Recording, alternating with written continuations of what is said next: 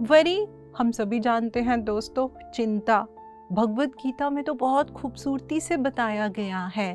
चिंता चिता समान, हमें चिंता नहीं करनी चाहिए, हमें चिंतन करना चाहिए। लेकिन क्या दोस्तों ऐसा होता है? क्या हम अपने आप को हमेशा चिंतन में रख पाते हैं? नहीं रख पाते हैं। हम क्या करते हैं? हम बहुत चिंता करते हैं। किस बात की चिंता करते हैं?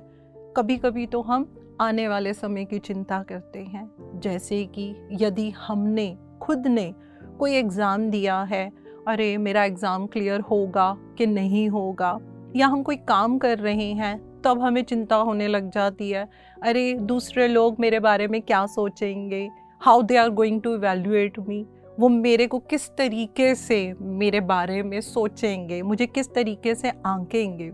इसी तरीके से दोस्तों हम क्या करने लग जाते हैं? हम चिंता में पड़ जाते हैं, हम बहुत ज़्यादा चिंता करने लग जाते हैं। चिंता होती क्या है? चिंता एक ऐसी स्थिति होती है जब हमारे जीवन में कोई भी समस्या आती है या किसी समस्या के आने की संभावना होती है तो हम बहुत एंशियस हो जाते हैं और हम क्या करते हैं? हम इस चक्रव्यूह के अंदर अपने आप को जकड़ लेते हैं। कैसे जकड़ लेते हैं? हर समय चिंता चिंता चिंता।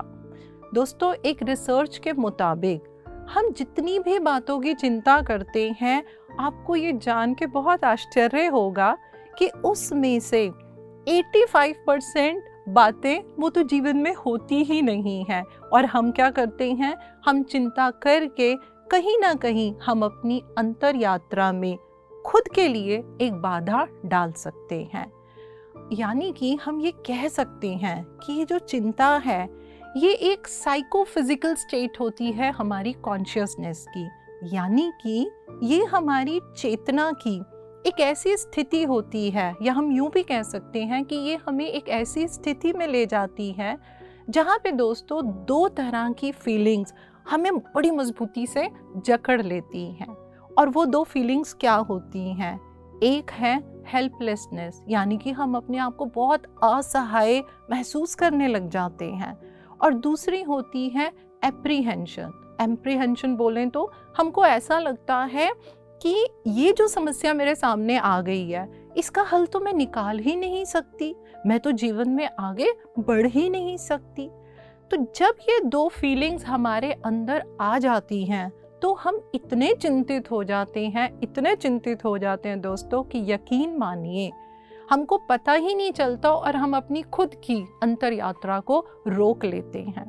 आप सोचेंगे चिंता ने अंतर यात्रा को कैसे रोका?